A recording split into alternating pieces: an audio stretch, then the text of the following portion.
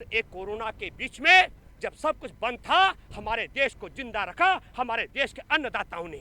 तो मोदी ने, संघ परिवार ने अंग्रेजों से सुपारी ली थी देश की आजादी के खिलाफ मुखबिरी करने की, और अब ले लिया मूल चीन से पैसा लेकर के देश को बर्बाद करने के लिए। उद्योग बर्बाद, रेल बर्बाद, व्यापार बर्बाद, होटल इंडस्ट्री बर्बाद। अब बचा था खेती किसानी, उसको बर्बाद करने के लिए 3 काले कानून।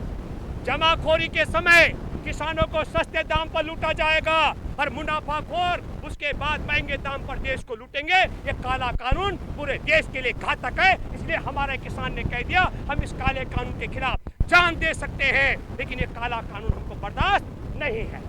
दूसरी बात महत्वपूर्ण, हमारे देश के किसानों को कंपनियों का बंधुआ मजदूर बनाने के लिए ठेकेदारी व्यवस्था के तैनातबंदी के तहत खेती कराने का षड्यंत्र किया जा रहा है।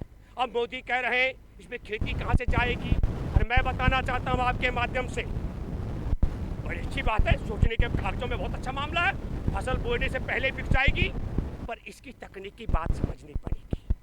अगर बाजार में समझ लो हमने 20 रुपए किलो गेहूं का सौदा हो गया और बाजार में गेहूं सस्ता हुआ, जब फसल तैयार होगी तो कंपनियां कह सकती है हम आपकी फसल नहीं लेंगे।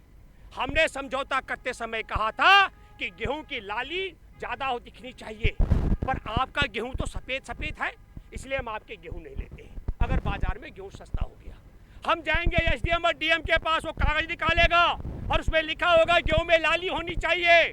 भैया तेरे गेहूं में सफेदी है, तू सुप्रीम कोर्ट तक भी जाएगा, वहां भी हार जाएगा। और अगर गेहूं बाजार में महंगा हो गया और हमारा किसान बाजार बेचने चला गया, तो कंपनी और सरकार मिलके किसान को जेल में डलवा देगी। कहा समझौता का उल्लंघन है ये तो, अरे तुम्हारा फसल तुम्हारा नहीं था रे, ये तो कंपनी का था। और दूसरा उसी कानून में है कि फसल को, खेती बाड़ी को उन्नत करने के लिए कंपनी जो निवेश करेगी, अगर कंपनी और किसान का सौदा बिगड़ता है तो कंपनी अपनी निवेश की वसूली के लिए कुछ भी कर सकती है।